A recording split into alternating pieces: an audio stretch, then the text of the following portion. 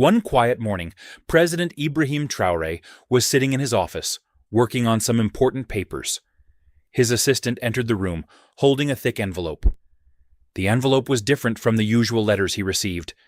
It was heavy and marked with strange, unfamiliar symbols. "Mr. President," the assistant said, handing it over, "this letter just arrived. It's from North Korea." Traoré raised an eyebrow. North Korea? He had never had any communication with them before. His fingers slowly opened the envelope. Inside was a letter, written in neat, strong handwriting. It was from none other than Kim Jong-un, the leader of North Korea. As he read the letter, Traoré was shocked. The letter began with words of admiration. "Dear President Traoré," the letter started, "I have been watching your rise with great interest. You are not only a leader, but a symbol of power and dignity for all of Africa. In these times, when the West seeks to control and divide nations, you have stood strong, defying their pressures. I respect you for your courage and determination." Traoré paused. Kim Jong-un, the leader of North Korea, admired him? He read the words again, trying to understand what it meant. The letter continued. "I believe Burkina Faso, under your leadership, is a shining example for the African continent. Your efforts to fight against foreign control and your desire for independence inspire me. You are a true leader, and North Korea wishes to offer you our support in your struggle for power and peace. We see in you a kindred spirit. Together, we can break free from the chains of the West." The letter was more than just a message. It was an offer. Kim Jong-un was offering his support.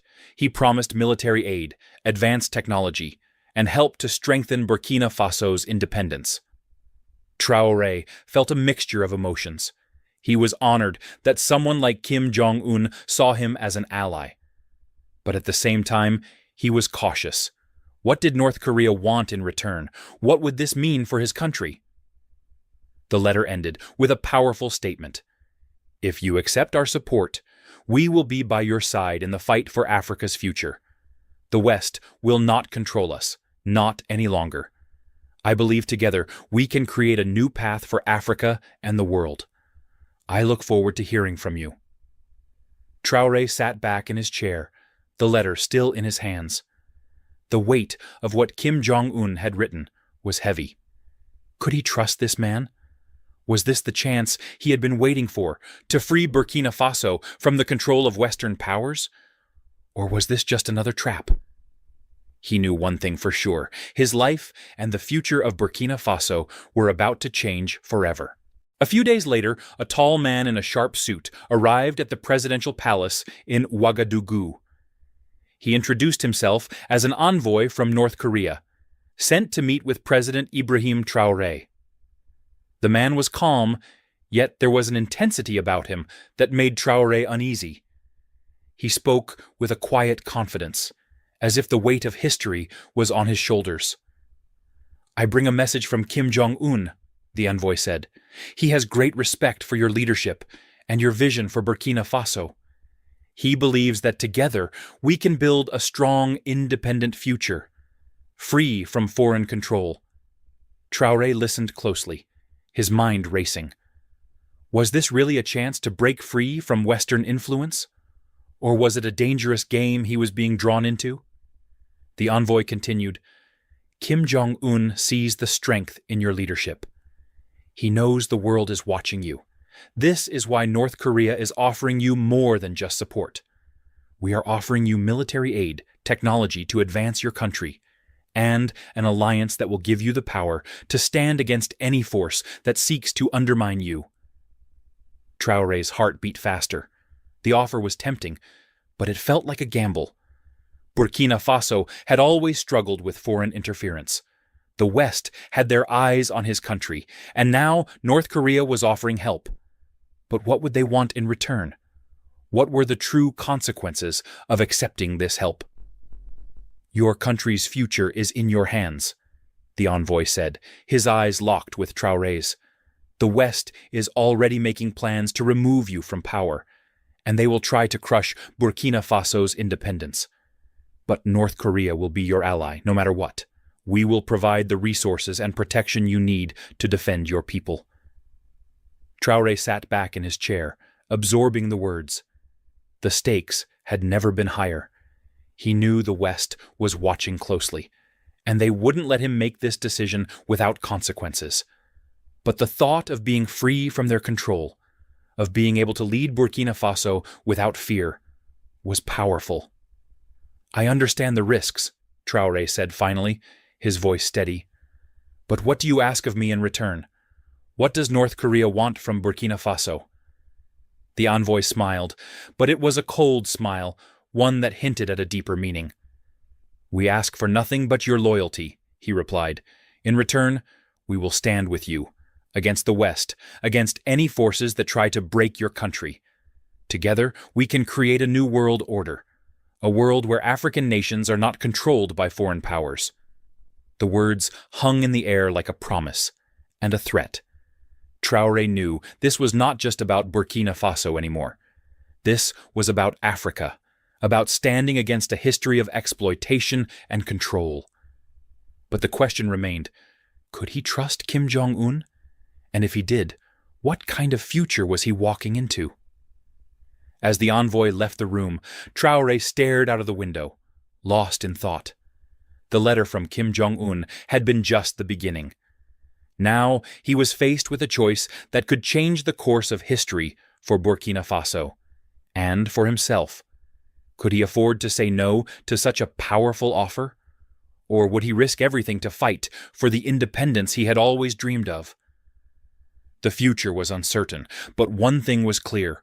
Whatever choice he made, it would define his legacy. Days passed, and the pressure on President Ibrahim Traoré grew heavier. The offer from Kim Jong-un had not faded from his mind, and every decision he made seemed to lead him back to that fateful question.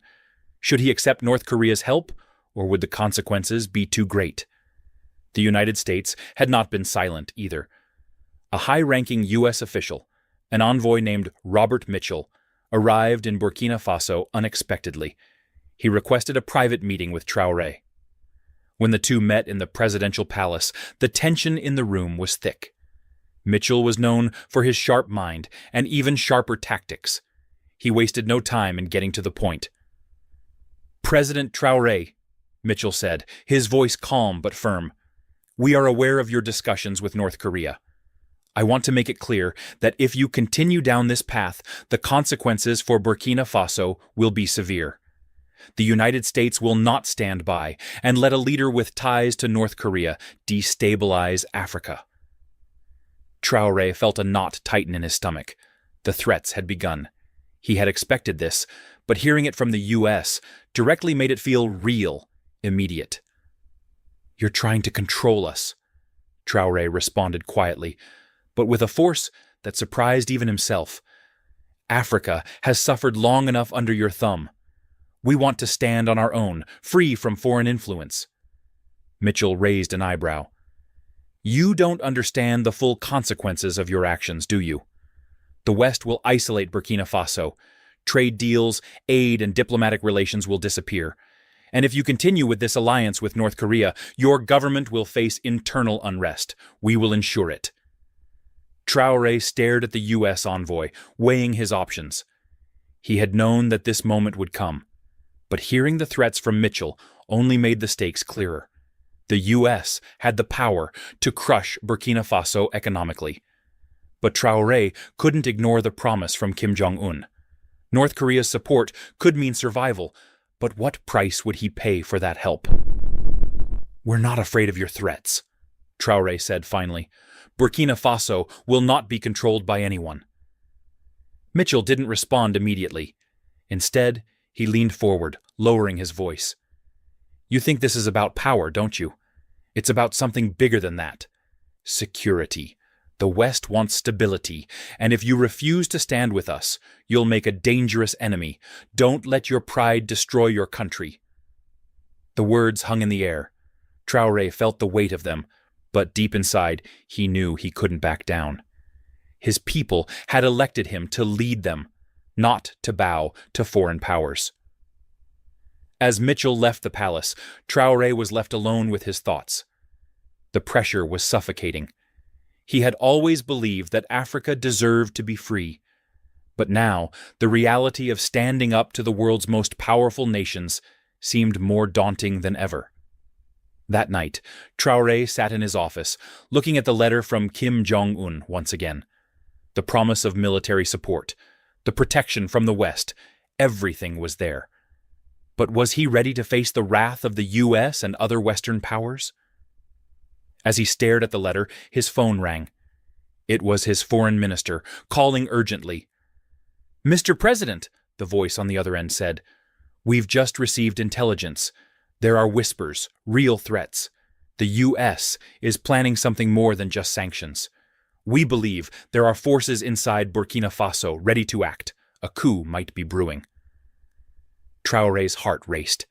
He had known that his position was precarious, but now the danger was real. The West wasn't just threatening him. They were already taking action. The thought of losing control of his country, of everything he had worked for, was unbearable.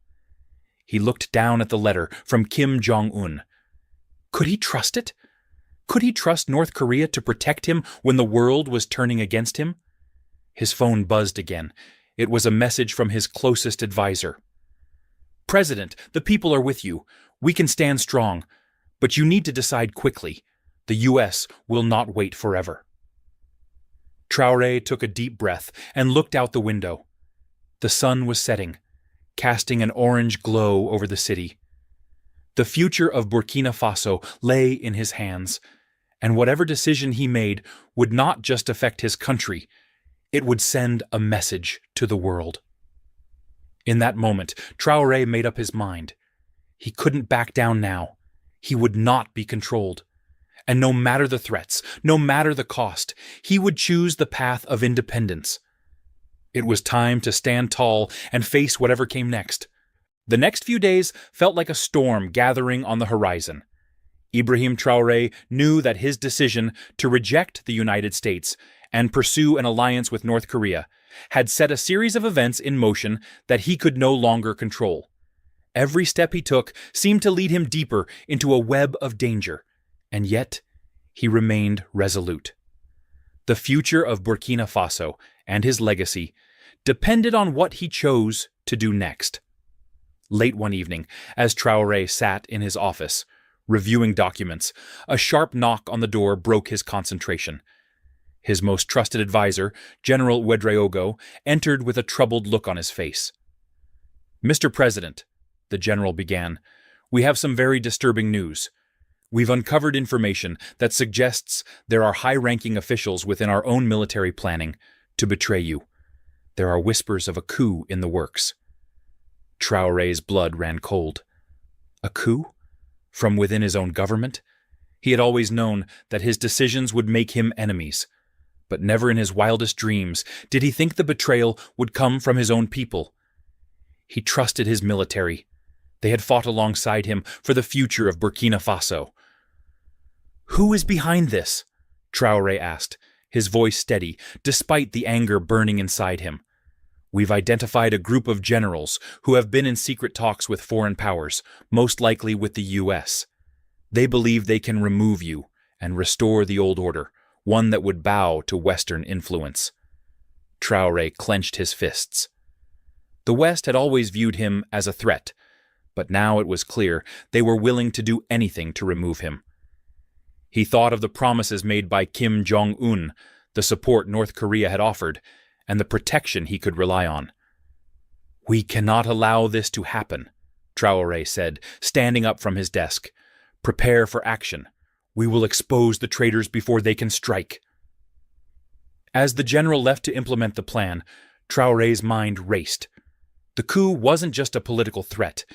It was a direct challenge to his authority and to everything he had worked for. The Western powers were using their influence to destabilize his government, just as they had done to so many African leaders before him. But this time, it would be different. Traoré refused to let Burkina Faso fall into the hands of foreign puppeteers. The following morning, Traoré addressed his nation. His words were firm and unwavering. "Fellow citizens of Burkina Faso," he began, his voice strong, "our country faces a great challenge. There are those within our own government who seek to betray us, to surrender our sovereignty to the powers that have long oppressed us. But we will not allow this to happen. We will stand together, stronger than ever, and protect our freedom. No force, internal or external, will take away the hard-won independence we have built." The speech resonated deeply with the people. The nation was already on edge from the threats of foreign powers, and Traoré's words sparked a renewed sense of unity and purpose.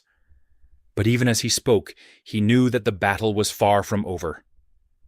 Later that day, Traoré was in a secure meeting room with his most trusted commanders, preparing to act. The generals who had been involved in the coup plot were being rounded up. The decision was made to move swiftly before they could gather more support or create chaos. Traoré had always been a man of action, and this moment demanded it. Suddenly his phone rang. It was an encrypted call from Kim Jong-un's envoy. "President Traoré," the voice said, "we have received word that the U.S. is planning a covert operation to destabilize your government. They are not only plotting to remove you, but to make sure no African leader dares to challenge the West again." Traoré's heart raced. This was it. The full weight of the fight ahead had just revealed itself. But Kim Jong-un's envoy wasn't finished. "You are not alone in this fight. North Korea will support you, just as we promised. We have already deployed resources to ensure your safety. The U.S. will not succeed." Traoré sat back in his chair, feeling a strange mix of relief and fear. North Korea was standing by him, just as they had promised. But the realization that the West was willing to go this far to remove him was sobering. This was no longer just a political struggle.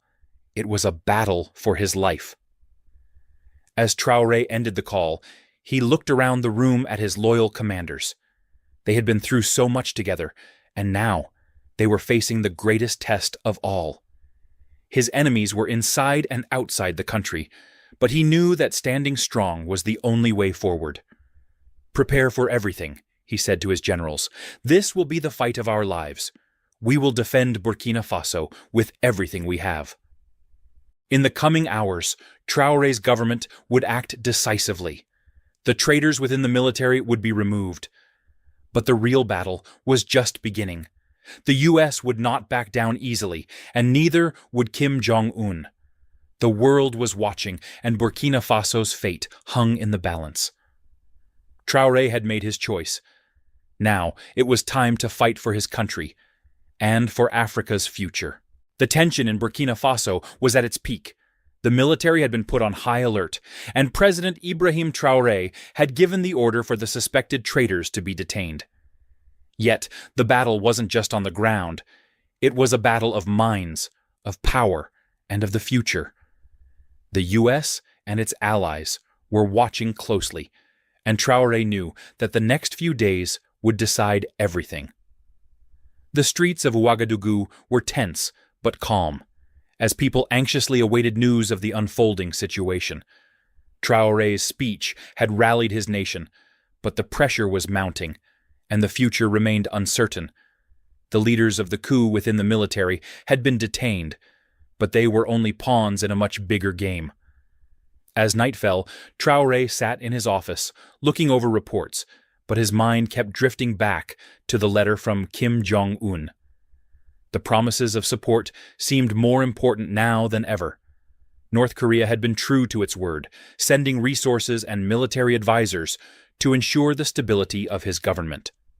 The message was clear. The West would stop at nothing to crush Burkina Faso's independence. But with Kim Jong-un's support, Traoré might just have the strength to stand firm. But even as he clung to the hope of North Korea's aid, the reality of the situation was setting in. His government was surrounded on all sides by enemies. Western powers had already started implementing sanctions, and the U.S. had launched a covert campaign to isolate Burkina Faso diplomatically. Worse still, whispers of another coup were spreading through the ranks. Some of his closest allies were now afraid that his alliance with North Korea had gone too far. Some feared that standing against the U.S. might result in war, while others felt betrayed by the path he had chosen. In the early hours of the morning, Traoré received another encrypted call, this time from his most trusted military advisor, General Ouedraogo. "Mr. President," Ouedraogo said, his voice tense, "we've just intercepted communications from foreign intelligence. The coup plot wasn't just about removing you from power, it's bigger.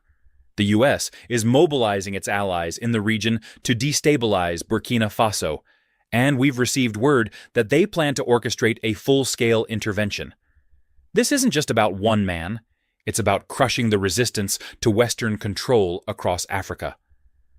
Traoré's heart sank. He had always known that defying the West would come with risks, but the scale of the operation was far worse than he had anticipated.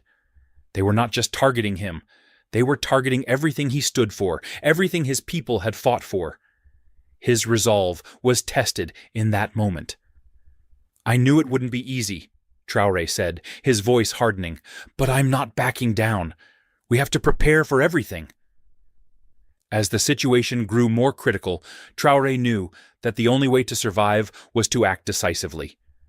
The U.S. and its allies were already trying to turn the tide against him, but he still had the upper hand in one area: his people. That night, he made the decision to address the nation again. This time, his speech would be different. It would not just be a message of defiance. It would be a call to arms. The speech was broadcast live across the country. Traoré stood before a crowd of supporters, his face serious but determined. "My fellow citizens," he began, "we are at a crossroads in our history. Burkina Faso has always been a nation of strength, courage, and independence. We have faced many challenges, and now we face one of the greatest tests of our lives. The powers that have sought to control us for so long are now making their final attempt to destroy our freedom." He paused, his eyes scanning the crowd. "But we will not be intimidated. We will not allow the West to dictate our future. Together, with the strength of our people and the support of our allies, we will stand firm. We will fight for our right to determine our own destiny. The world may try to silence us, but they will not succeed. We are Burkina Faso, and we will never surrender."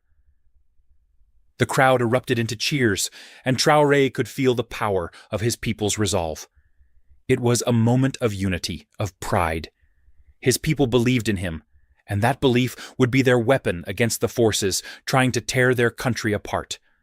However, even as the people rallied behind him, Traoré knew that the real battle was still ahead. The U.S. and its allies would not back down, and the situation could escalate into a full-scale conflict. But one thing was clear: no matter what happened, he would not go down without a fight. The words were reassuring, but Traoré knew the real test was still to come. The coming days would determine whether Burkina Faso would remain free or fall under the control of foreign powers. But one thing was certain: Ibrahim Traoré would fight until the very end. For his country, for his people, and for Africa's future. For Traoré, this was more than just a military victory. It was a symbol of Africa's strength and determination. His decision to stand up to the world's most powerful nations had been the right one. The fight wasn't over, but for the first time, Traoré could see a path forward, one where Africa could finally stand on its own. In the days that followed, Traoré received messages of support from leaders around the world. Kim Jong-un reaffirmed his commitment to Burkina Faso's independence, and even some Western nations began to rethink their approach to African leadership. The world had witnessed a new power rise from the heart of Africa. President Ibrahim Traoré had not only survived the greatest challenge of his life, he had emerged victorious. His legacy was secure, and Burkina Faso's future, though uncertain, was now one of hope and possibility. He had stood firm in the face of overwhelming odds, and in doing so, he had given Africa a powerful voice in the world. The struggle for independence was far from over. But with the courage of his people and the strength of his convictions, Traoré had shown that Africa was no longer willing to be pushed aside. Burkina Faso had fought for its freedom and won.